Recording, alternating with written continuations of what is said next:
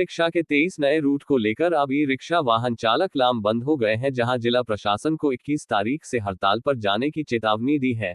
दरअसल auto rickshaw महासंघ अध्यक्ष राजेश बीडकर ने मीडिया से चर्चा में कहा कि पिछले दिनों जिला प्रशासन की बैठक में ई रिक्शा चालकों के रूट नए तय करने की निर्णय लिए थे, जिससे इंदौर के करीब 7,000 ई रिक्शा चालक इसका विरोध कर रहे हैं।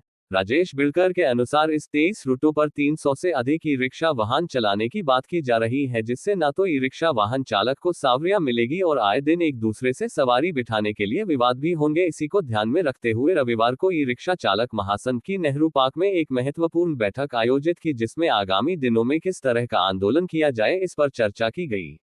ई रिक्शा चालकों की बैठक के बाद ऑटो रिक्शा चालक महासंघ अध्यक्ष राजेश बीडकर ने कहा कि इंदौर के लगभग 7,000 ई रिक्शा चालक अब आर पार की लड़ाई के मूड में आ गए हैं, जहां जिला प्रशासन आरटीओ द्वारा तय किए गए रूट को समाप्त कर उसे पर अमल करने की बात कही है। वहीं उन्होंने कहा कि एक और जहां प्रधानमंत्री नरेंद्र मोदी पर्यावरण को बचाने के उद्देश्य से बैटरी चलित वाहनों को प्रमोट कर रहे हैं, तो वहीं दूसरी ओर इंदौर में जिला प्रशासन व आरटीओ विभाग इस तरह के नियम बना रहे हैं जो कि न्याय संगत नहीं है।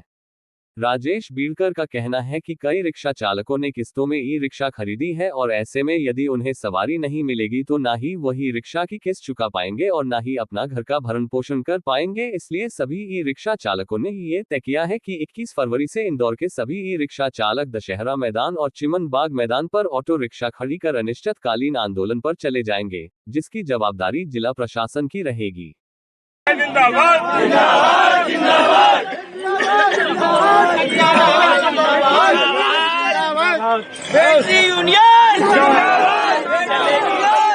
देखिए, यातायात सुगम हो, सुचारू हो, ये हम भी चाहते हैं, क्योंकि हम दिन भर इसी में रहते हैं। और सबसे बड़ी बात है, जो प्रशासन ने निर्णय लिया है ये बिना पूछे लिया है। कम से कम हम लोगों को बिठाते बात करते। आपने सीधे आदेश दे दिया और ये कहा कि 3 तारीख से आपको रूट का पालन करना पड़ेगा। तो आज हम जितने बैटरी ऑटो रिक्शा चालक भाई है, केंद्र सरकार, राज्य सरकार इस चीज को बढ़ावा दे रही है और जिला प्रशासन ये कर रहा है कि हम हमारा रोजगार छीनने में लगा है। जो रूट दिए गए हैं वहाँ तो ना स्टॉप है, ना स्टैंड है, किसी तरह की कोई सुविधाएं नहीं है। अब अगर बैटरी ऑटो रिक्शा में बैठने वाली सवारी, उनको कैसे मालूम पड़ेगा कि कहाँ से हमको चढ़ना है, कहाँ उतरना है। फिर आपने एक भेदभाव ये किया, सिटी बसों को फायदा पहुंचाने के लिए हमको रूट दे दिए। सिटी बसें राजवाड़े से चलेगी, बैटरी ऑटो नहीं चलेगी, ये कौन सा नियम है।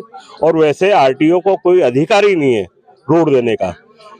जब बैटरी ऑटो रिक्शा संचालित की जाना थी, उस टाइम हमको आश्वासन दिया था कि आप रूट छोड़ के पूरे शहर में आप अपना संचालन कर सकें, पिक एंड ड्रॉप।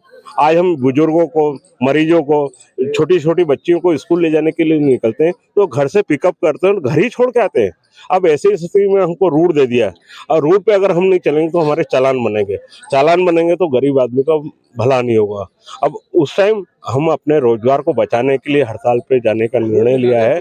हमने 21 तारीख को हम हड़ताल पर जा रहे हैं और जितने भी लोग पेट की लड़ाई लड़ रहे हैं वो सब बैठेंगे, भूख हड़ताल पे बैठेंगे और प्रशासन से निवेदन करेंगे कि हमारा रोजगार ना छीना जाए। क्या इस बार जो आर पार की लड़ाई के मूड में आ गए हैं? ये हमेशा महासंघ आर पार ही लड़ा है। जो हमने कह दिया वो कह दिया है। आप कुछ अगर अच्छा सुझाव होगा प्रशासन को मान्य है, पर अभी रूट पे हम जाने के लिए तैयार नहीं, क्योंकि कोई तैयारी नहीं है। रूट क्या होता है? रूट का मतलब आपको बोल दे कि यहाँ से निकल जाए सीधा देवास सके, पर सवारी का है। आज किराया भाड़ा तय करना चाहिए था, वर्दी तय करना चाहिए हमारी, और आप रूट तय कर रहे हो। आपने किराया भाड़ा तय नहीं किया और बिना किसी को बताए रूट का आदेश दे दिया है। उस आदेश का हम विरोध कर रहे हैं। अच्छा, ये आपने हड़ताल की जो चेतावनी दी है, तो हड़ताल किस तरह का रहेगी और इसमें हम किस तरह से जो है, क्योंकि इसमें आपको कह रहे हैं कि बच्चे वो स्कूल के बच्चों को छोड़ना, इससे अव्यवस्था भी तो फैलेगी। देखिए, पेट की लड़ाई है। आज वो भी समझते हैं जिनके बच्चे हम स्कूल छोड़ने जा रहे हैं, जिनको ऑफिस छोड़ने जा रहे हैं, जिनको हम गंतव्य तक छोड़ते हैं, वो ये समझते हैं कि वास्तव में हमारे सामने बहुत बड़ी समस्या है। जो रूट अगर दे दिए तो रूट देने के बाद सबसे बड़ी दिक्कत है कि हमारा रोजगार खत्म हो जाएगा। उस रोजगार को बचाने की ये लड़ाई है। वो लड़ाई हमने एक और चीज कही कि आप नए जितने बैटरी ऑटो उठ रहे हैं उन पर रोक लगा दीजिए। रोक इसलिए लगाए कि पहले 7,000 वाहन आप सुचारू रूप से संचालित करो, पर आप कर क्या रहे हैं, आप सब उल्टा कर रहे हैं। और प्रशासन के साथ 2 बार हम बैठ चुके हैं और आज हमने जितने भाई हैं सबको रूट के बारे में बताया था, कोई भी संतुष्ट नहीं है इस चीज को लेके और सब हम रूट के खिलाफ है। ऐसे कौन से रूट चिन्हित किए गए हैं जो 23 रूट दिए, 23 रूट है और 23 रूट पे 7,000 गाड़ियां चलना है, मतलब एक रूट पे 315 गाड़ियां होगी। 315 गाड़ियां अगर चलेगी तो हम सवारी को लेके एक दूसरे से लड़ेंगे, हमारी संघर्ष होगा आपस में।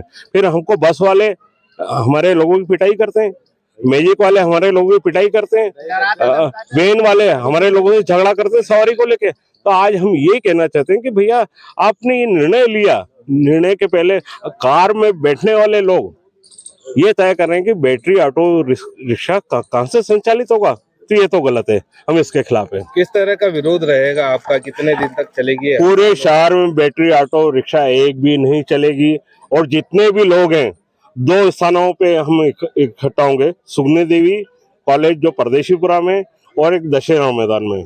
इकट्ठा होने के बाद हम जितने भी लोग हैं चिमन बाग पे आएंगे और यहाँ पे भूख हड़ताल पे बैठेंगे। आपका नाम? राजेश बिड़कर, श्रम आंदोलन संस्थापक हूँ।